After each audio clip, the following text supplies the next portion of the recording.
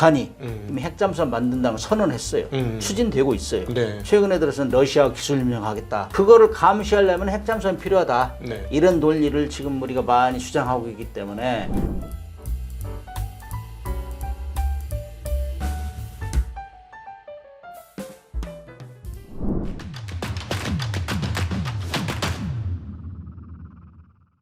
안녕하십니까. 증시합도.tv 시청자 여러분, 투자자 여러분 반갑습니다. 오늘 저희 스튜디오에 아주 귀하신 분이 오셨습니다. 굉장히 모시고 싶었는데요. 한국의 최고의 군사 전략 전문가이시기도 하죠. 한양대학교 문근식 특임 교수님 모셨습니다. 교수님 어서 오십시오. 네, 반갑습니다. 네, 안녕하십니까. 초대해 주셔서 고맙습니다. 이렇게 귀한 발걸음 해주셔서 너무 감사하고 저희 채널 처음 나오셨으니까 혹시나 모르시는 분들을 위해서 한번 소개를 더. 저는 해군상관학교를 졸업했어요. 1981년도에. 그리고 32년 동안 군생활, 해군생활하고 전역했고 32년 중 22년을 잠수함 분야에 종사했어요. 그래서 잠수함 분야로 주로 이제 글도 쓰고 방송에 출연하다 보니까는 네. 이제 여기저기서 부르고 또 그래서 잠수함만 공부하려고 했는데 뭐 주문이 많으니까 그동안 뭐 해군에서 공부한 거 이런 거 가지고 좀 군사 지식, 전략 뭐 이런 걸 이제 쏟아내고 있습니다. 네. 해군 전문가시고 잠수함 하셨다고 하는데 제가 알고 있기로는 한국에 잠수함을 처음 도입했을 때 그 장본이셨다고. 그렇죠. 이제 1993년도에 처음 독일의 잠수함을 가져왔는데 그야말로 꿈의 무기체계였죠. 해군에서는. 그래 가서 한 2년 반 동안 교육받고 네. 거기서 이제 잠수함 이제 끌고 왔는데 그 이후로부터 30년이 되면서 이제 우리가 만들어냈어요. 네. 만들어가 지금 막 수출을 하고 이런 상황에 도달하고 있는데 아무튼 잠수함뿐만 아니라 함정 쪽에서도 요즘 많이 수출 얘기가 되고 그러니까 관심이 많아요. 특히 뭐 캐나다, 폴란드, 사우디, 그다음에 뭐 필리핀 이런 데서 잠수함을 타려고 하니까 네. 잠수함 빨리 팔아라 하는 주문도 많고. 그래요? 그렇습니다. 그래서 요즘 방산에 대해서 그동안 쭉 지상무기 K9 자주포, K2 전차, 네. FA-50 공격기, 네. 공군 이런 무기가 있는데 최근에 들어서 이제 해군 쪽으로, 함정 쪽으로 이제 이 전이 되는 상황입니다. 네. 그 93년도 처음으로 독일에서 잠수함을 저희가 들여온 걸로 알고 있는데 그 껍데기 보니까 엄청 작더라고요. 거기서 혹시 생활해 보셨어요? 그거 함장까지 했죠. 함장까지 했는데 그거는 독일에서 파는 잠수함 중에 그 당시에 제일 큰 거예요. 그나마 네. 사진으로 보니까 별로 안 크던데. 독일은 네. 독일에서 이제 2차대, 1, 2차전 거치면서 제일 싸움을 잘한 잠수함이 800톤짜리예요. 타입 7 차리라고 그 배가 엄청나게 이 역할을 해가지고 전세를 뒤집다시피 했는데 전쟁이 끝나고 나서 이제 벌을 받았죠. 베르사유 조약에서 너희들은 500톤 이상은 만들지 마. 오로지 수출용만 만들어. 예. 수출용은 1200톤짜리 1700톤까지는 수출했어요. 그 중에 네. 이제 우리가 1200톤짜리 사온 거죠. 그러나 그럼에도 불구하고 선체는 작아도 독일은 1, 2차전 거치면서 워낙 전투를 많이 했기 때문에 네. 전투에 살아남는 구조를 잘 만든 거예요. 그래서 우리가 사온 1200톤짜리가 209 잠수함이라고 그러는데 이게 네. 세계에서 가장 많이 팔린 베스트셀러예요. 여기 그럼 도대체 몇 명이나 들어가서? 40명 정도 타죠. 40명 정도 타고 실질적으로 이제 40명이라면 플러스 알파예요. 원래 32명 기준이에요. 32명. 네네네. 뭐 원래 사람이 적으면 적을수록 이 배는 자동화가 많이 됐구나 이렇게 이해하시면 돼요. 옛날 뭐 구닥다리는 뭐 사람이 많이 타고 그러는데 너무 궁금한데 잠은 어떻게 잡니까? 잠은 뭐 원래 잠수함은 최근에 2차 대전 끝나고 나서 좀 변형이 됐죠. 잠수함을 살려고 하는 사람 적어지니까 너무 힘들잖아요. 근데 2차 대전까지는 그다음에 핫벙커라고 핫벙킹. 왜냐면은 이 침대 숫자는 승조원 숫자의 3분의 2밖에 안 돼요. 다 못 자는 거네. 자기 침대가 없어요. 네네. 그러니까 자다가 당직 근무 선 사람이 오면은 자다가 일어나서 비켜줘야 돼. 그래서 따뜻한 데 들어간다 그래. 핫벙킹 그러거든. 잠자던 체온이 남아있으니까. 그렇죠. 체온이 남아있으니까. 그렇게 했었는데 요즘은 그렇게 하면 잠수함 타려고 안 해요. 그래서 요즘에는 리빙 컨디션을 많이 고려하고 특히 뭐 미국 잠수함 이런 데는 핵잠수함이고 그러니까 커요. 잠수함이.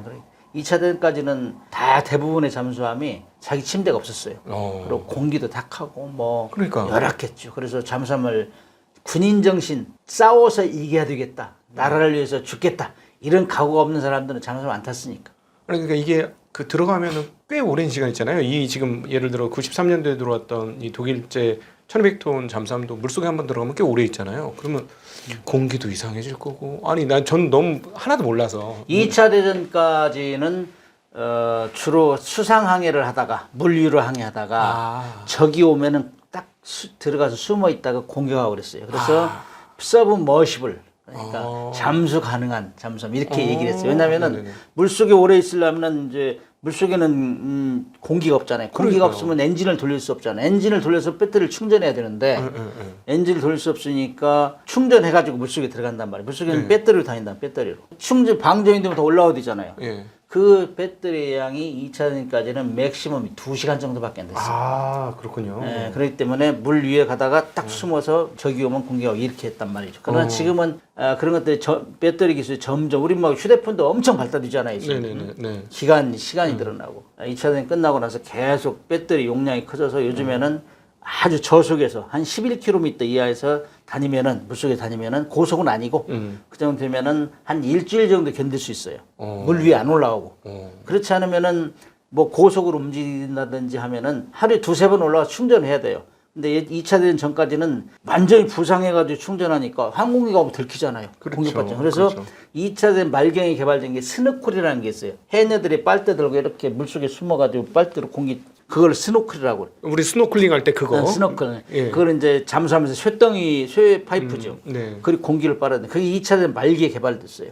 그렇군요. 그렇게 해가지고 이제 물 위에 올라가지 완전히 안 올라가고 숨어서 이제 적을 정탐하고 이렇게 했는데 그것이 해도 일주일 정도만 물속에 있었단 말이죠. 그렇기 때문에 굉장히 불안하죠. 그래서 2차 대전 끝나고 나서 이건 너무 불합리하다. 잠수함이 올라가면 당해. 이제 항공기가 너무 발달된 거예요. 레이더도 발달되고 그러니 갈 데가 없어요. 네. 그러니까 이제 개발한 것이 핵추진 잠수함이에요. 핵추진 잠수함은 원하는 시기에 올라갈 수 있어요. 물속에서 무제한 기동하고 전기가 무한 생산되니까 핵추진 잠수함은 우라늄을 사용해가지고 원자로를 작동. 원자로는 우라늄을 사용하면 물을 끓이거든요. 고열로 해서.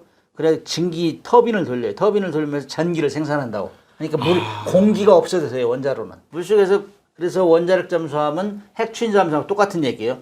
그거는 물속에 들어가면은 거기서 계속 전기가 돌아가는 거예요. 전기 무한 생산되니까 뭐 공기도 깨끗하게 할 수 있고 공기 조화기도 쓸 수 있고 산소도 발생할 수 있고 뭐 여러 가지 편의시설 제공할 수 있죠. 이제 좀 이해가 됐습니다. 아니 그 핵추진 잠수함이라고 표현하고 어떤 건 디젤 잠수함이라고 표현하고 하는데 저기 물속에서 저게 어떻게 돌아가지 하는 궁금증이 있었는데 그게 디젤이나 원자력 핵이나 이거를 돌려서 엔진을 돌리는 게 아니라 거기서 전기를 발생시켜서 전기 모터로 돌아가는 거네요. 네. 그 우리 지상에 있는 추진 모터는 전기 추진 모터예요. 전기 추진 모터. 그 전기를 디젤 잠수함은 항상 충전을 해요. 충전해서 배터리로 그걸 전기를 제공하는 거고. 네, 전기가 없으면 위로 올라와서 디젤 막 연기 뿜어가서 발전시켜가지고 충전해서 다시 들어가고 뭐 이런 개념이겠네요. 그렇죠. 네네.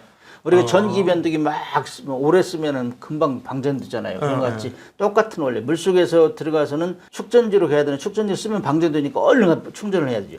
들락날락 해야 돼요. 물 위에까지. 네. 그래서 이제 그런 단점이 있죠. 디젤 잠수함은. 근데 핵추진 잠수함은 뭐 원자로는 계속 돌아가니까 뭐 공기 없어도. 그러니까 원하는 기간만큼 원하는 속력으로 승조원이 체력과 식량만 있으면 무제한 작전이 가능하죠. 그렇군요. 천지 차이죠. 그러면 이제 잠수함을 우리나라가 잘할 수밖에 없겠네요. 왜냐하면 모터 기술, 그 다음에 연료 전지 기술인 거잖아요. 그렇게 되면, 그러니까 우리나라 이제 그 중국은 예를 들자면 LFP 인산 처리 발달한 거고, 우리는 훨씬 더 용량이 높은 그 NCA, NCMM 이런 배터리가 발달했으니, 리튬이온 배터리, 리튬이온 배터리가 발달을 했으니 훨씬 더 축전 용량이 많으니.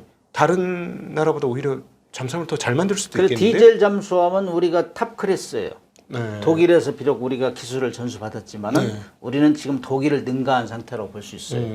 디젤 잠수함은. 그러나 이제 중국이나 뭐 5대 강국 P5는 다 핵잠수함 가지고 있고 그다음에 인도도 핵잠수함 6개 국가가 가지고 있는데 그런 나라들은 이제 뭐 핵추진 원자력 잠수함 가지고 있기 때문에 디젤 잠수함 가진 나라랑 비교가 안 되죠. 근데 그러면 핵 원자로를 넣어야 되니까 그 원자로를 사이즈를 작게 하는 게 관건이지 않습니까? 그렇지. 원자로 원리는 똑같아요. 원자력 발전소나 핵참수함 들어가는 원자로나 원리는 똑같은데 얼마만큼 조그맣게 컴팩트하게 만들어서 이 연동을 시키느냐 그 잠수함 장비하고 그다음에 이제 그 방사능이 차폐가 됐잖아요. 그렇죠. 그런 기술들이 노하우인데 네. 그런 것들은 굉장히 어렵죠. 그리고 이제 일단 원자로는 우라늄을 원료로 하잖아요. 그렇죠. 우라늄은 핵무기의 그렇죠. 원료잖아요. 네. 핵무기 원료는 IAEA, NPT에서 다 감시해요. 네, 네, 네. 이건 핵무기 만들 거냐 안 만들 거냐. 그래서 그렇기 때문에 이건 부담스러운 거예요. 정치적으로. 네네. 그리고 핵무기를 가진 나라, 그다음에 핵잠수함을 가진 나라들은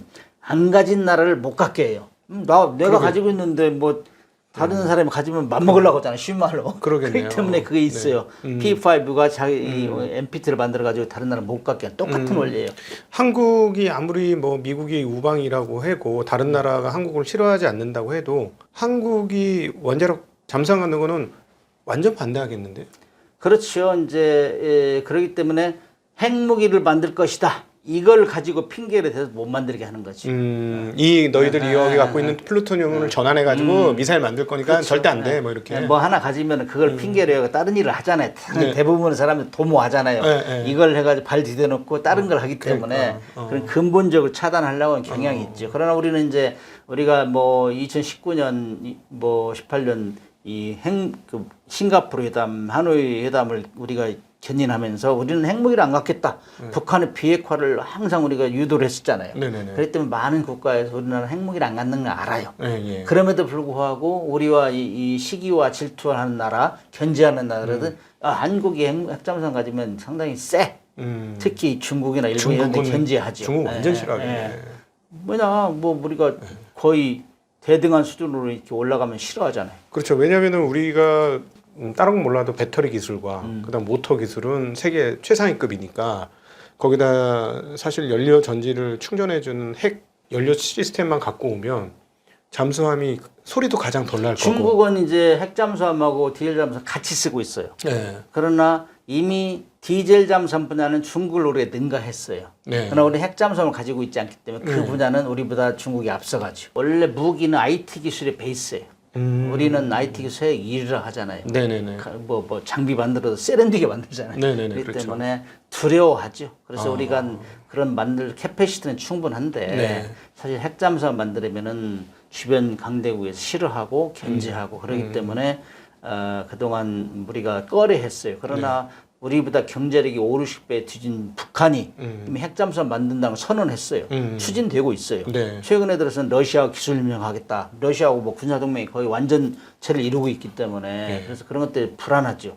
거기다가 SLBM을 만들어가지고 거기 핵탄두를 집어넣어 물속에 집어넣겠다. 예. 이런 전략을 선포한 거예요. 네. 그래서 우리는 그거를 감시하려면 핵잠수함이 필요하다. 네. 이런 논리를 지금 우리가 많이 주장하고 있기 때문에 우리가 이런 안보가 계속 위중한 상황, 특히 북한이 핵무기를 만들어서 핵잠수함을 만들고 거기다 이제 SLBM을 탑재하면은 이거 우리뿐만 아니라 미국에도 심대한 위협이 되죠. 그렇죠. 그렇기 때문에 과거에는 우리가 핵잠수함 만든다 하면은 미국에서 좀 시큰둥했어요. 요즘에는 니네 만들어도 좋다. 뭐 우리가 굳이 뭐 기술 지원은 할 수 없다. 그럼 뭐 이렇게 이제 NCND 부정도 긍정도 아닌 이런 상황이. 그러면 세계 안보 질서가 계속 변경될 때는 우리 국익이 뭐냐? 우리가 아무리 미국에 많이 협조를 구하고 의존을 할지라도 미국이라는 나라는 영원히 우리 있는 건 아니잖아요. 그런 상황을 항상 우리가 주관적인 입장에서 생각해야 되고 국익을 위해서. 그다음에 우리 국군의 뭐 국민의 생명과 재산을 보호하는 게 1번이잖아요. 거기에 항상 포커스를 맞춰서 우리 군사력 건설 방향을 세워야 된다.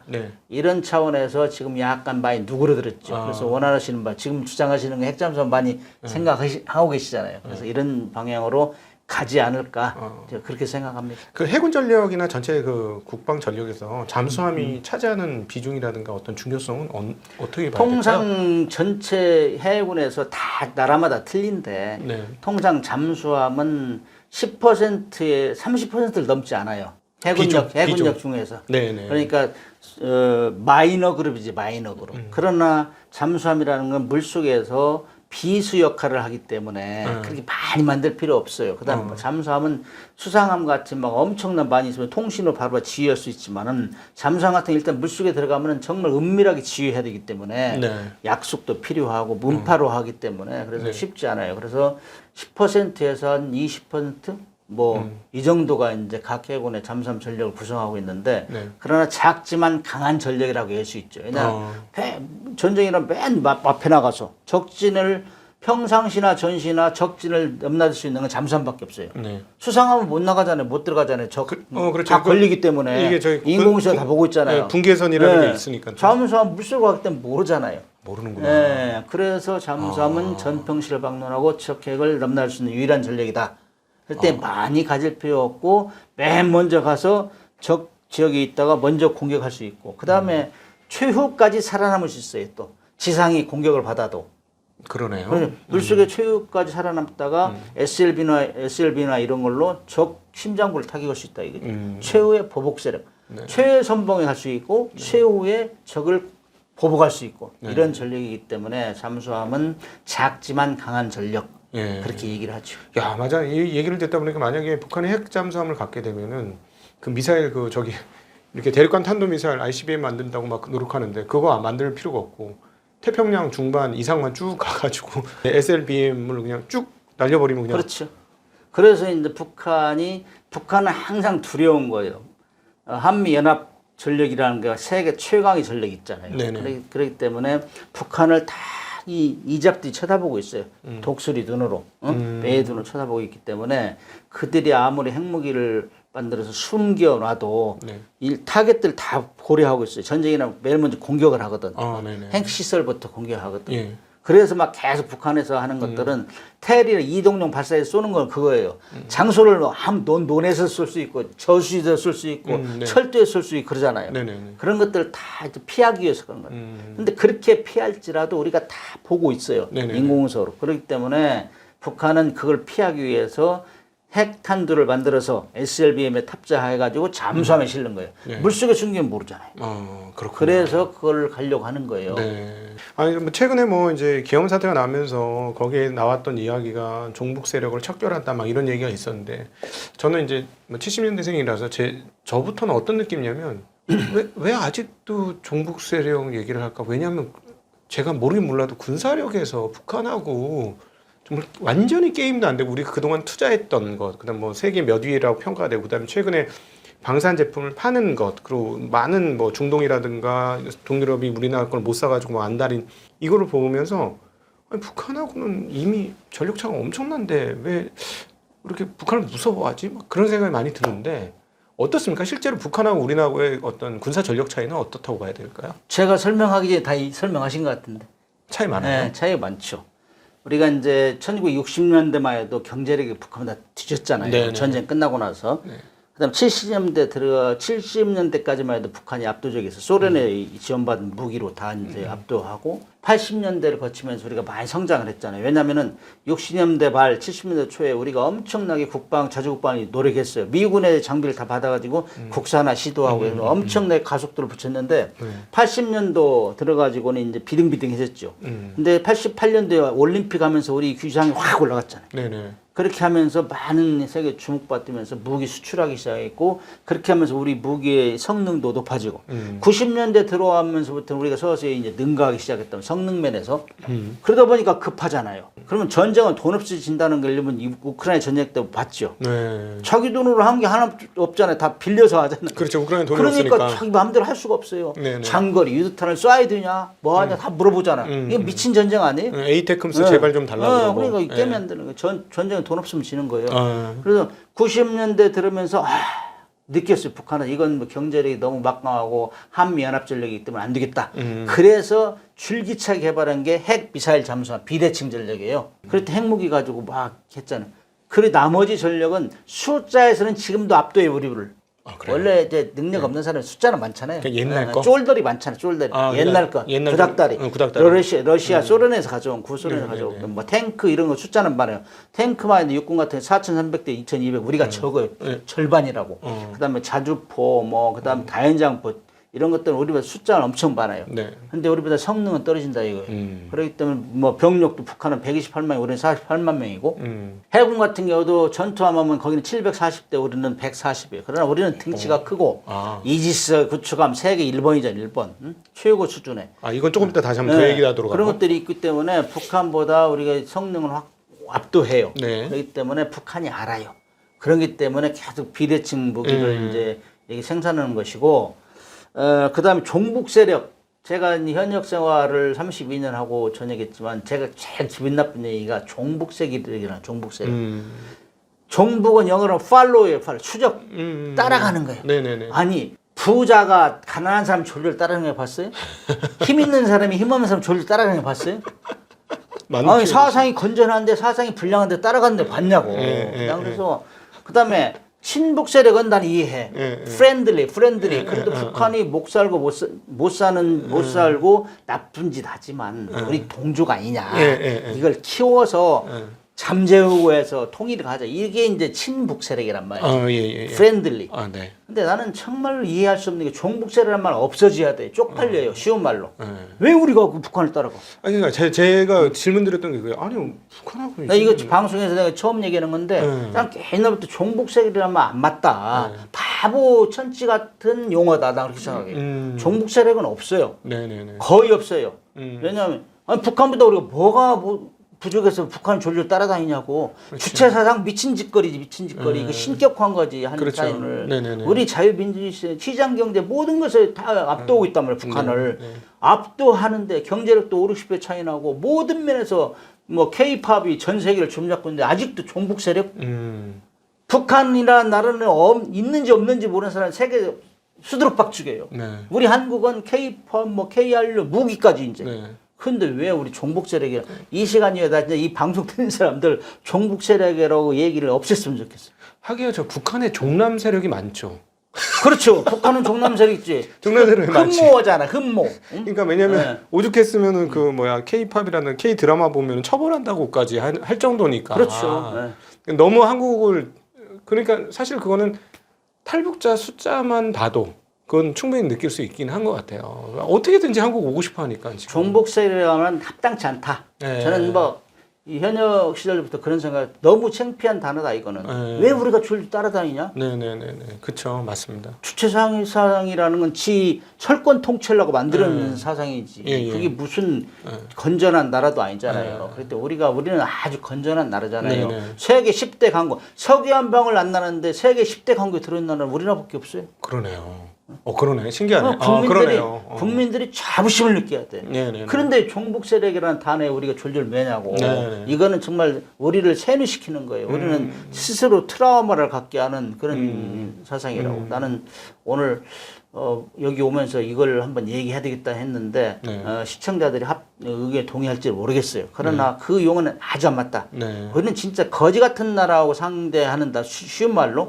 그러나 동족이란 말이에요. 그래서 이해하고 걔들 끄집어내고 이런 거 프렌들리란 괜찮다 이거예요. 근데 팔로워는 아니다.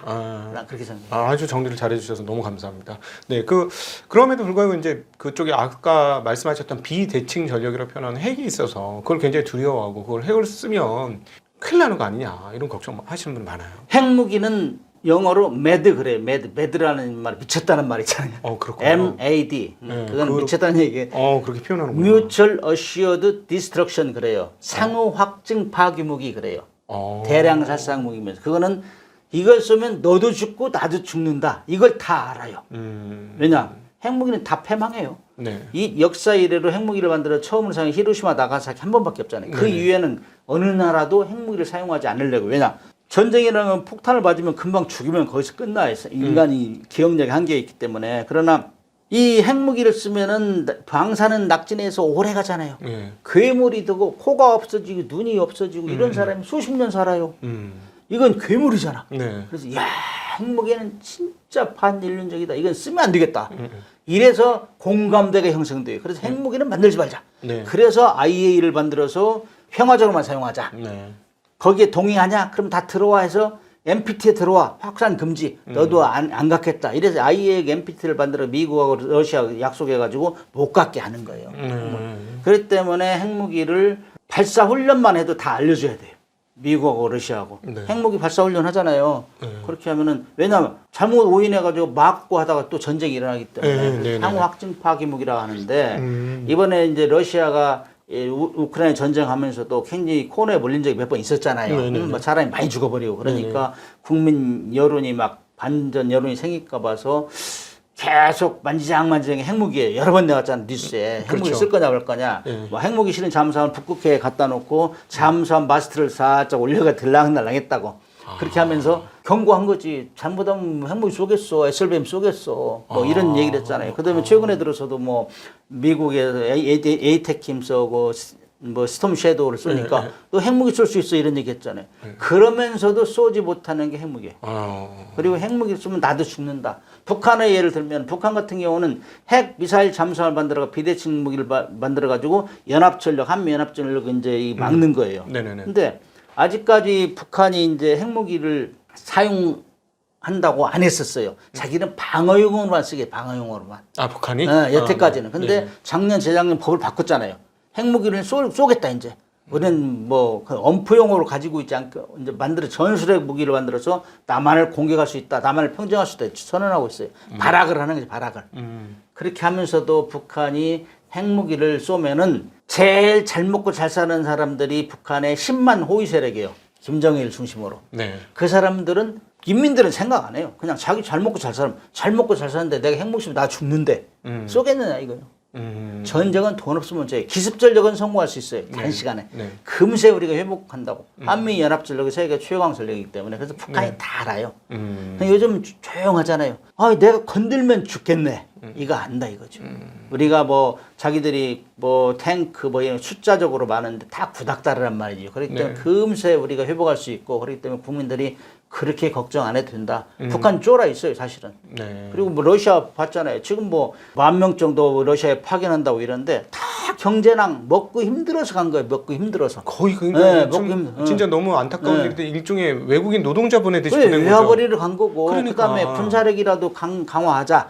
러시아에 병력 파견 보내주고 무기라도 좀 우리가 쓸만한 갖자. 이 무기마저도 지금 구식으로 돼버렸다. 이런 걸 극복하기 위해서 한 것 때문에 북한도 굉장히 내 코가 적절하고 힘들어요. 그렇기 때문에 우리는 현재 강한 전투력을 가지고 있고 무수한 무기를 가지고 있기 때문에 우리가 정신만 바짝 차리고 있으면 북한의 위협은 별거 아니다. 그래서 군인들의 제자리, 자기 자리에서 최선을 다하고 항상 정신 차리고 있으면 문제가 없다. 저는 그렇게 봐요. 아, 그러니까 10만 세력을 호위하기 위해서 나라 전체가 동원된 그걸 유지하기 위해서. 북한 주민들은 그런 것도 몰라요. 저도 탈북민들로 계속 많이 대화를 했는데 그냥 주시는 거 하루하루 먹고 사는 게 감사할 따름이지 대부분의 주민들이 그렇게 생각한다고. 아 그래요? 네. 10만 호위 세력은 알잖아요. 그다음에 외교관 출신들 얼마나 많아요. 네. 이런 사람들 다 안다고. 그 사람들은 호가호위 호의식. 최근에 소위 말해서 북한의 고위직들이 탈출을 하면서 남한으로 오고 막 탈북을 하지 않습니까? 그분들 얘기 들어보니까 자기네는 북한의 1% 0.1%인데 한국의 중산층만도 못하다. 그런 얘기를 막 하는 걸 들었어요. 그러니까 지금은 그 10만 호가호위하는 세력들조차 너무 먹고 살기 힘드니까 그것만으로도 막 흔들리기 시작해서 탈출을 하는 건지 그런 거 좀 궁금한데 혹시 알고 계실까요? 원래 이제 정보 폭탄이란 말이 폭탄 중에 제일 무서워요. 북한에는. 북한이라는 사회가 김정일, 김일성, 김정일, 김정은 3대를 유지할 수 있던 거는 네. 김일성, 김정일이까지는 완전히 철의 장막을 세웠잖아요. 베스밍에서 완전히 차단했잖아요. 네네네. 그러기 때문에 유지할 수 있었어요. 근데 김정은이는 자기가 뭐 깜냥에 뭐 유럽에서 교육도 받고 그러기 때문에 나는 인민들을 잘 먹여 살릴 수 있어. 어느 정도만 접목하면 돼. 서방 문화를. 이래야지 풀어줬잖아요. 그래서 막 정보가 들어갔잖아. 지금 북한에서 제일 힘든 것 중에 하나가 이 스마트폰이 많다는 거예요. 스마트폰 많이 쓰더라고요. 네. 제가 이제 탈북민들 공부도 같이 했는데 공부하다 보면은 뭐 문자 주고 한다고 요즘도 북한 사람들하고. 아 진짜요? 문자 주고 받는다고. 진짜? 그러면, 와. 그런 정보 폭탄이 두려운 거예요. 그래서 요즘에는 사상 반동법 이런 거 만들었잖아요. 그래가지고 일체 못 보게 하잖아요. 남한 거. 이거 위기가 닥친 거예요. 그리고 이제 김정은이나 나름대로 막 그거 풀어줬죠. 내가 핵무기만 만들면은 잘 먹고 잘 살게 해주겠다. 핵 경제 병진 노선을 했는데 그 실망 지금 다 실패했잖아요. 미국의 트럼프하고 만나서 뭔가 하나도 안 풀렸으니까. 하나도 안 풀리고 그냥 엉망이 돼버렸잖아요. 네네네. 국제 제재도 안 풀렸잖아. 네. 그러니까 너무 허덕이고 또 뭐 90년대 고난의 행군이 또 재발되기 시작하는 거예요. 그러니까 러시아도 보내고 그러고 그다음에 외교관들은 위에 사람들은 정보를 많이 얻잖아요.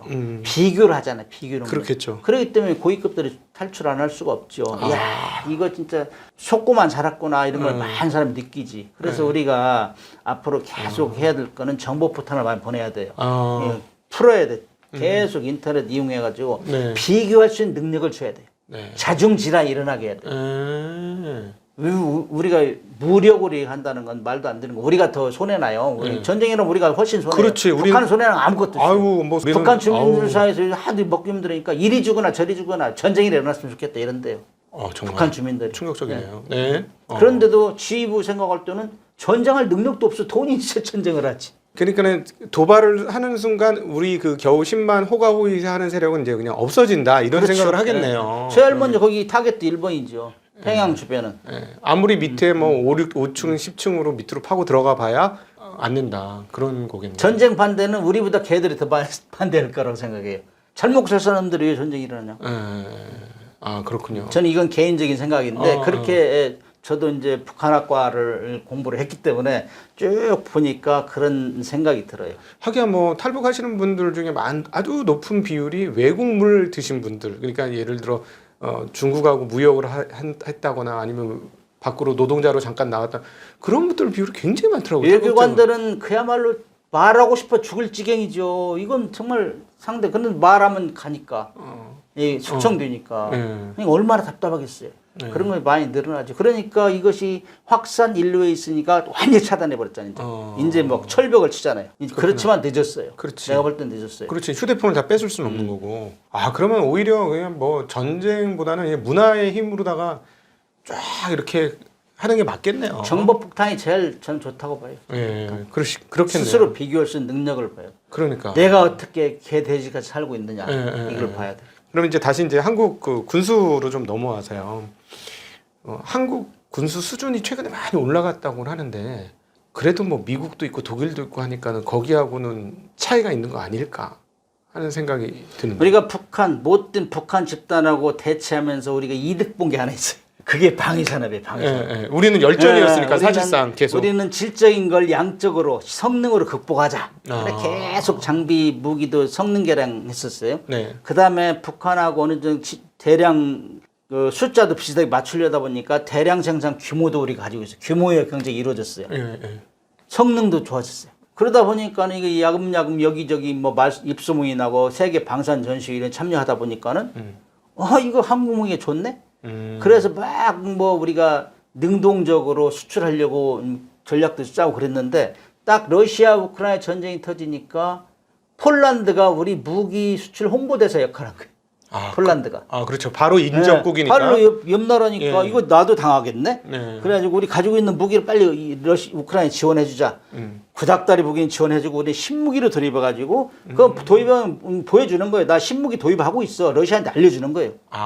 그 무기 중에서 가장 앞서가는 무기를 내가 도입하고 있어. 보여주는 거예요. 네. 그렇게 하면서 뭐 폴란드가 우리 홍보대사 역할을 한 거죠. 근데 왜 폴란드가 이렇게 우리 걸 수입했느냐? 일단 성능이 좋아요. 가격이 싸요. 그다음에 배달을 잘해줘요. 원하는 시기에. 배달 민족이잖아요. 하기야 그 얘기 들어보니까 독일 거는 뭐 납품하겠다고 해놓고 5년, 7년 막 시간이 지나도 제대로 납품. 왜 그러냐면은 나토라는 사회 32개 국가 이제 뭉쳐 있지만은 그 사람들은 나토 분담금만 내면 돼요. 자기들끼리 싸울 염려는 없다고 생각하는 국가들이니까. 그럴 때 돈 뭐 투자도 별로 안 했어요. 군사비에. 그런데 이제 특히 냉전이 끝나고 나서부터는 뭐 독일이나 프랑스, 영국 이런 데는 무기 선진국인데 탱크 뭐 이런 거 선진국이잖아요. 그런데 뭐 더 생산할 일이 없잖아. 전쟁이 없었으니까. 독일 같은 경우는 또 아프리카 중동 쪽에 수출을 못하게 돼 있어요. 이슬람 국가 이런 데는. 그렇기 때문에 독일 같은 경우는 그렇기 때문에 무기 생산 시설을 딱 다운시켰다고. 뭐 주문하면 언제 나올지도 몰라. 이런 상황인데 그러니까 공장이 제대로 안 돌고 있었던 거죠. 우리 같은 경우야 뭐 근데 미국이 제일 앞서지만 미국 같은 경우는 전 세계에 무기를 팔잖아요. 거기 다 예약제로 돼 있는 거 예약제. 뚫고 뚫기 힘들어요. 뚫고 들어가요.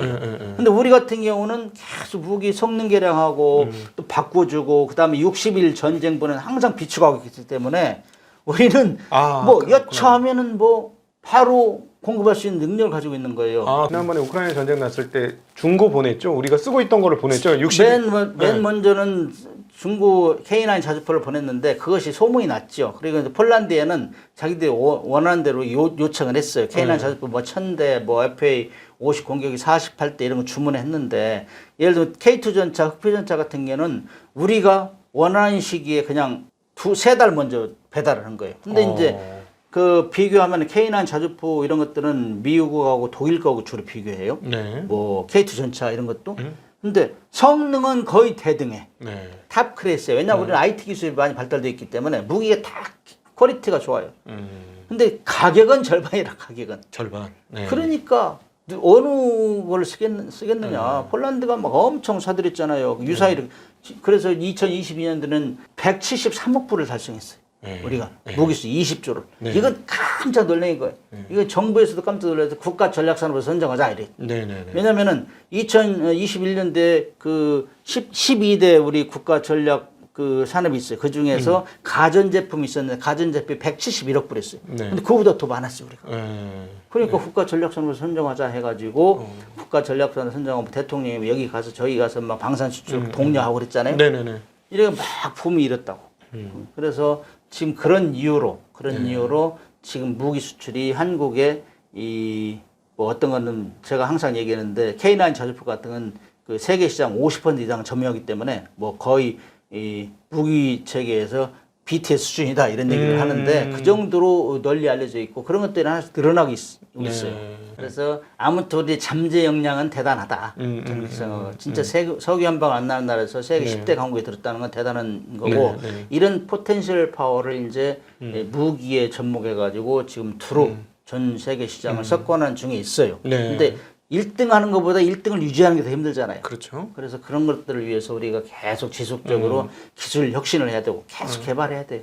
차별화를 둬야 돼. 네네. 너 이만큼 왔지? 난 더 도망가. 네. 이 차별화를 둬야 되고 그다음에 요즘 같은 경우는 하도 이 세계 경제가 불황이니까 기업들이 그냥 도산하는 경우가 많아요. 그래서 이 무기 수출 계약도 G2G래요. G2G. 정부가 개런티를 어느 정도 해줘야 돼요. 네. 교육훈련, 후속 군수 지원, 그다음에 또 무기를 팔 때는 우리보다 못 사는 나라에 팔 때는 좀 돈을 빌려줘요. 차관 비슷하게. 왜 자꾸 빌려주냐? 일단 빌려줘도 무기를 팔 때 한 3 정도 하면 후속 군수전이 7 된단 말이에요. 계속 그 부수품을 공급하고 수리도 해줘요. 그래야 되잖아요. 그런 것 때문에 빌려줘요. 그런 돈을 뽑아낼 수 있다고. 그래서 돈도 빌려주고 이런 것들을 정부가 잘 해줘야 돼요.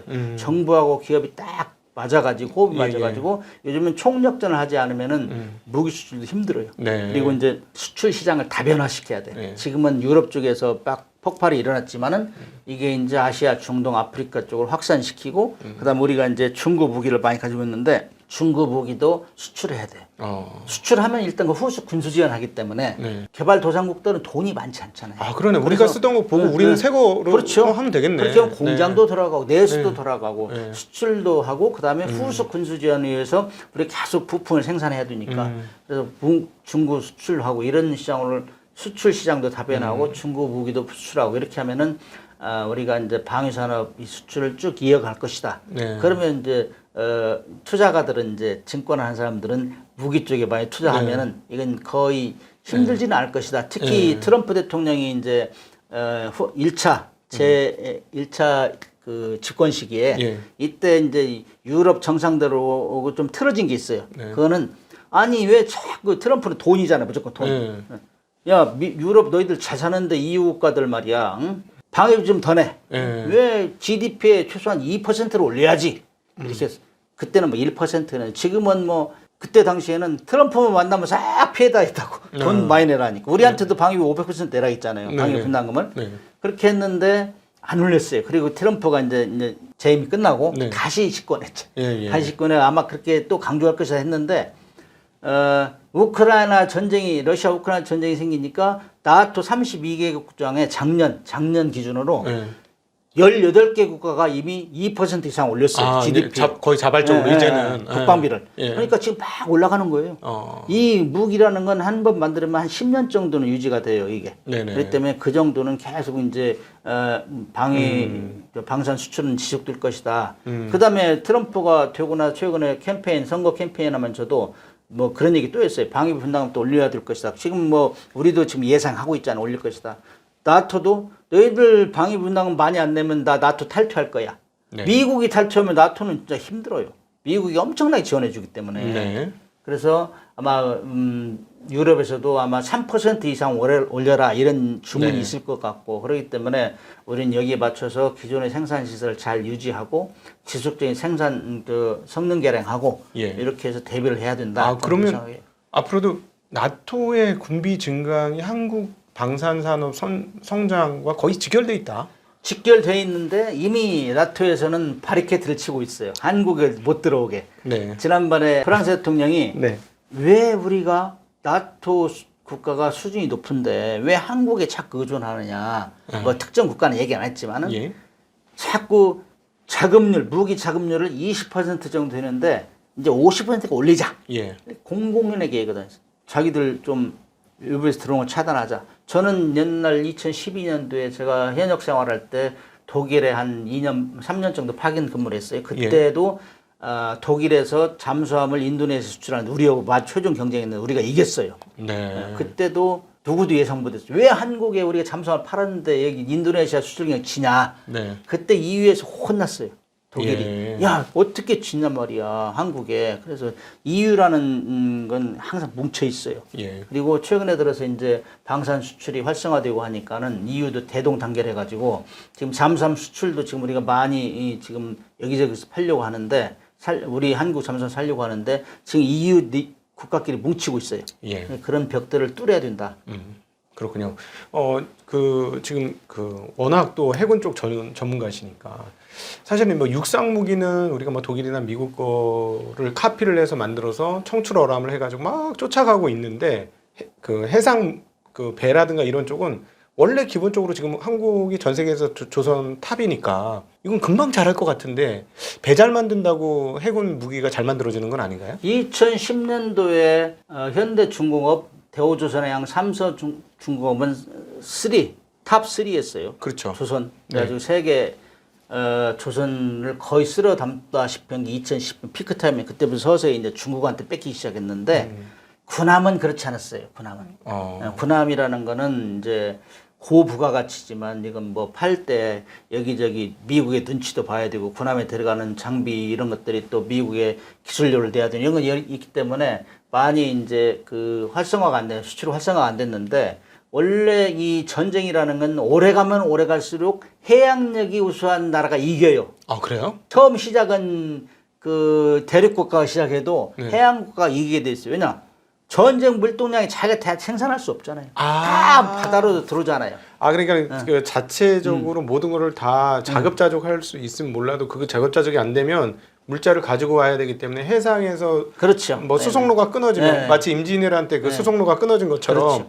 일본이 이번에 뭐 이스라엘 하마스 전쟁, 이스라엘 헤즈볼라 전쟁 맨 먼저 가는 게 항공모함이잖아요. 미국 항공모함. 그건 물론 전투력을 투사해가지고 전투기를 동원해서 공격하겠다는 의미. 경거망동하지 마라 하는 경고도 있지만은 해상 교통로를 확보하는 거예요. 그렇군요. 그죠? 아, 그다음에 그렇군요. 뭐 러시아 우크라이나 전쟁할 때 흑해가 살아났죠. 흑해가. 네. 거기 전쟁 물자를 동원해야 되잖아요. 네. 그 동원하다가 러시아 막 모스크바 함도 격침되고 막 이스라엘 우크라이나 미사일 공격당하고 그랬는데 마찬가지. 그래서 부동항을 확보하라 뭐 이런 얘기 많이 하잖아요. 그렇죠. 러시아 같은 경우는. 예. 마찬가지 지금 남사군도 미국하고 중국하고 태평양 패권전이 이루어졌잖아요. 다 지금 해양 자원 때문에 그런 거거든. 네. 거기에 전쟁이 일어난다 하면은 군함 숫자가 필요한 군함 숫자. 군함 숫자가 지금 미국이 중국한테 추월당했어요. 전투함 숫자가. 네, 중국이 어마어마하게 찍어낸다면서요? 그래서 지금 초긴장하고 있는 게 미국이에요. 그래서 우리한테 계속 야 선박 같이 건조하자. 이미 우리가 2척을 수리를 받았어요. 네, 미군 거. MR로 받아가지고 지금 수리를 하고 있는데 그런 것들 해가지고 미국하고 딱 지금 뭉칠 가능성이 많아요. 조선업은. 트럼프 대통령이 당선되고 나서 윤 대통령하고 통화할 때 12분간 통화할 때 조선업 협력을 좀 해달라 한국하고 얘기를 했어요. 네. 그래서 조선 주가가 팍 올라갔어요. 네. 미국은 지금 조선업을 한국하고 협력을 안 하면은 미국의 중국의 관함능을 따라잡을 수가 없어요. 네. 미국의 참모총장이 프로젝트 33이라는 걸 만들어가지고 야, 이 지금 우리 수리도 제대로 못해. 우리 수리 능력을 극복하자. 그래서 이제 배 두 척을 지금 한국에 맡긴 거예요. 수리해달라고. 네. 그다음에 우리는 그걸 계기로 해서 미국의 새로운 잠수함이나 군함 만들 때 들어가야죠. 우리 같이 하자. 네. 또 더 나아가서는 같이 해서 같이 팔자. 이렇게 되면 굉장히 우리한테는 플러스가 되는 거죠. 시너지 효과가 있는 거죠. 그렇죠. 걔네가 솔직히 말해서 우리보다 선체 잘 만들 가능성은 없어 보이고, 뭐 걔네가 할 수 있는 건 전자장비라든가. 그래서 우리가 건함 능력은 군함 건조 능력은 이미 증명이 됐어요. 재작년에 저 미국에서 군함 세계 각국 군함을 평가할 때 우리의 세종대왕함 이지스 구축함은 세계 탑이다. 그렇죠. 평가를 했어요. 어떻게 이렇게 배를 잘 만드냐. 근데 가격을 미국에서 받는 것보다 3배, 4배 싼 거예요. 그 정도로 싸니까. 네. 왜냐면 미국은 뭐 너무 카르텔이 뭉쳐 있어가지고 자기들끼리 다 하다가 쫄딱 망한데 기술 개발도 안 하고 우리 거 할 수 있는데 뭐 이래가 그래서 지금 우리한테 SOS를 치는 거기 때문에 세종대왕은 탑이다 이렇게 인정을 받았고 지금 뭐 잠수함도 캐나다 뭐 폴란드 그다음에 필리핀 사우디 이런 데 우리 거 살려고 하는 거는 좋기 때문에 그런 거예요. 네. 지금 잠수함 이지스 구축함 다 세계적으로 인정받으면 이건 좋은 거 아니에요? 그렇죠. 이런 훨씬 뭐 상대 그다음 슈퍼 캐패시티를 가지고 있는 거죠. 이런 거를 이제 앞으로 수출로 견인할 때 우리는 상당히 희망적이죠. 네. 조선업도. 네. 그래서 이제 그동안 지상 공군 무기가 이제 쭉 수출해 왔다면 이제 해군 해상 쪽으로 가고 있다. 그래서 지해공 방산 수출이 지금 꽃을 피우는데 네. 가장 중요한 건 정부가 그런 오버올 컨트롤을 해야 돼요. 잘 보고 지원할 건 지원해주고 우리끼리 과다 경쟁을 하면서 우리가 스스로 무너지는 일이 없어야 된다고. 우리는 그게 문제더라고요. 네. 육상도 보니까는 하나하고 LIG하고 또 하나하고 롯데하고 서로 국제적으로 가서 우리나라끼리 싸워. 다른 나라는 딱 그 그거 국가가 어쩔 나와서. 수 없는 현상이에요. 어쩔 수 없는 현상이고 원래 1, 2등은 싸우게 됐잖아요. 항상 네. 역사에 1, 2등 안 싸운 적이 없기 때문에 그거 세계에서 1, 2등 하기 때문에 그런다. 최소한 5위 안에 들기 때문에 네. 그런 걸 정부가 잘 이렇게 조정 통제할 수 있는 능력이 있어야 돼요. 네. 그래서 전국이 안정돼야 돼요. 네. 네. 이번에 뭐 이렇게 계엄 사태 있으면서 지금 바이어들이 뚝 끊겼어요. 그 얘기가 들리는데 정말로 그런가요? 이 심각한 거라고. 그러면 거기에 투자하던 사람들은 지금 닥쳤다는 게 지붕 쳐다보는 격이라고. 네. 우리가 잘 하다가 네. 전국이 안정돼야 된다는 건 필수 불가결한 이 조건이고 우리는 능력은 돼 있다. 그러나 어떻게 이것을 조합해서 팔 수 있느냐. 팔아가지고 국민들한테 효과를 돌려주느냐. 네. 우리가 수없이 세금을 내면서 여태까지 이렇게 키웠는데 이거를 사장시킬 수는 없잖아요. 네, 그렇죠. 지금 상당히 중요한 시기에 와 있어요. 중국이 군함을 그 조선 업황 어려웠을 때 상당히 많이 찍었다는 설이 있던데 얼마나 많이 찍었습니까, 걔네가? 중국은 세계의 함정 건조의 50% 이상 차지해요. 우리가 28%, 뭐 일본이 16 내지 18%. 군함 기준이죠? 전체. 아, 네네. 군함도 사실 미국이 올해 이제 그 영국의 그 클락슨 레포트에 보면은 군함 숫자에서 미국이 234척, 네. 중국이 234척, 미국 219척. 군함, 전투함 물론 기준에 따라 틀려요. 근데 전투함의 크기가 있어요. 근데 특정 톤수를 기준으로 하면은 그 정도로 차이가 나요. 그렇기 때문에 미국이 이미 그 전투함에서 중국을 따라잡기 위해서 엄청 노력하고 있다는 사실은 이미 중국이 1등이라는 얘기예요. 네. 총 톤수에서는 미국이 앞서요.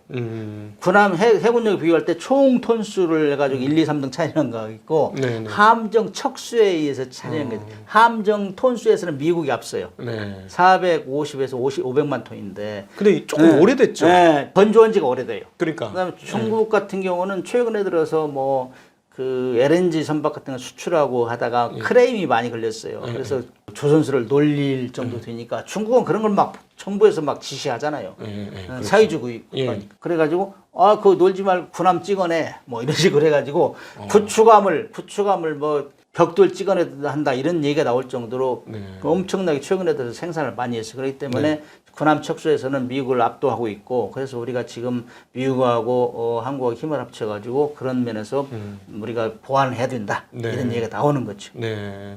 그 미국이 우리한테 오히려 방위비를 좀 줘야 되겠네 이제. 그래서 해군만 이제 생각해보면. 우리가 그동안 한미 이제 동맹에 의해서 미국한테 많이 의존해 왔는데 네. 특정 분야에서는 우리가 미국한테 큰 소리 칠 정도 돼 있어요. 그렇기 네. 때문에 협력을 잘해야 된다. 네. 주고받기를 잘해야 된다. 항상 저는 강조하는데 협상이라는 건 주고받는 거잖아요. 그렇죠. 항상 우리가 다 얻으려고 하면 실패하는 것이고 그래서 우리도 미국하고 주고받는 걸 하면서 이런 모든 건함 능력, 협력, 조선업 협력 분야 이런 걸 기준으로 지렛대로 삼아서 네. 방위비 분담 협상도 하고 네. 그다음에 뭐 주한 미군 뭐 자꾸 들먹들먹 하는데 그런 얘기도 안 나오게 이렇게 해야 된다. 그래서 우리가 협상 능력이 절대적 필요한 시기다. 저는 그렇게 판단합니다. 야, 그럼 트럼프 시기에 정부의 컨트롤 타워가 잘 세워지는 게 한국 방위 산업과도 연결된 매우 중요한 문제가 되겠네요. 그렇죠. 누가 그래서 이제 트럼프가 조각을 어떻게 하느냐. 네. 이걸 잘 보고 우리가 정말 맨투맨으로 이렇게 뭐 이란, 이안, 삼화가 이렇게 해야 되는 지금 그럴 시기에 지금 어지럽잖아요, 나라가. 참 불안해요. 네. 그래서 참 우리가 전국이 안정돼야 빨리 이런 걸 잡아갈 수 있다. 지금 뭐 굉장히 중요한 시기거든. 트럼프가 이제 뭐 1월 달에 취임하면은 자기 그야말로 칼 막 휘둘러잖아요. 그렇겠죠. 그 사람 뭐 되드는데 상관없고 네네. 뭐 일단 질러대고 보는 거니까 거기에 우리가 철저히 대비해야 되는데 지금 그런 면이 상당히 불안한 것 같아요.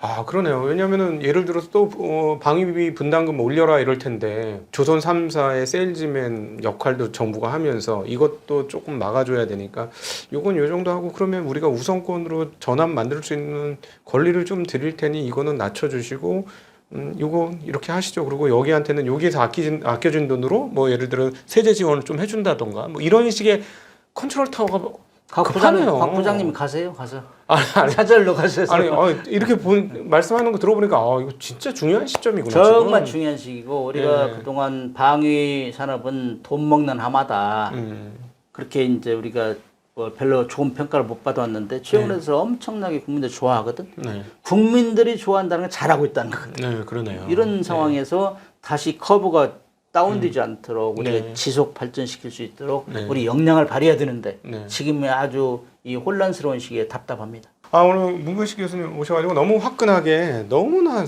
정말 숨 돌릴 틈도 없이 재미나게 한국의 지금 국방 그다음에 방산 상황들 그리고 또 한국이 처해진 이 지정학적인 실질적인 위협이 무엇인지 그리고 우리가 어떻게 해야 하는지 그리고 우리나라의 방산이 앞으로 어떻게 뻗어나가야 되는지 그리고 또 트럼프 2기 시대에 우리는 어떻게 대응해야 하는지에 대해서도 아주 넓은 시야를 얻게 되는 그렇게 굉장히 귀중한 시간이었던 것 같습니다. 혹시 꼭 우리 시청자분들한테 해주고 싶으신 증시 각도기. 예, 증시 각도기라는 거 재는 거 아니에요? 네, 맞아요. 예. 분도기, 각도기 맞아요, 뭐 해가지고 맞아요. 오랜만에 들었어요. 각도기. 현재 우리 한국의 모든 정치, 경제 모든 상황이 정말 각도기 정도로 재고 또 재고 또 재서 실수 없이 해야 된다 이렇게 생각하는데 아무튼 시청자 여러분들 잘 재가지고 증시 돈도 많이 버시고 정부가 안정되게 번영될 수 있도록 응원 많이 하시기를 바랍니다. 네, 진행하고 계신 프로그램과 유튜브 있으시죠? 또 그것까지 소개해 주시면 좋을 것 같아요. 저는 이제 YTN2에 뉴전사라는데 출연하다 보니까 거기에서 반응이 좋았어요. 많은 사람들이 이제 잠수함 이야기, 항공모함 이야기, 뭐 림팩 훈련 얘기 이런 거 하다 보니까는 거기에 호응이 좋아가지고 새로 프로그램을 하나 만들었는데 은근식의 태스크포스입니다.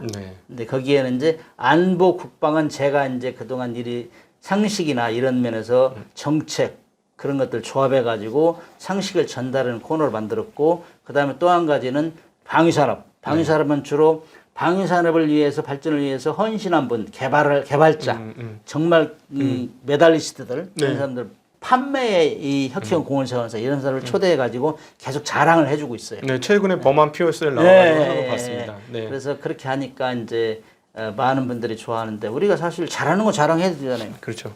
그래서 그런 차원에서 하고 있으니까 증시 각도기 시청자 여러분께서도 시청해 주시고 좋아요, 구독 그거 해주시면 감사하겠습니다. 네, 오늘 너무 감사하고 특별히 방산 쪽 투자하신 분들은 막 이렇게 머리가 맑아지는 그런 시간이 아니셨을까 싶습니다. 오늘 귀한 시간 만들어주신 우리 문근식 교수님께 다시 한번 감사드리고 함께해 주신 모든 시청자분들께도 감사 인사드리겠습니다. 인사드립니다. 고맙습니다. 네, 감사합니다.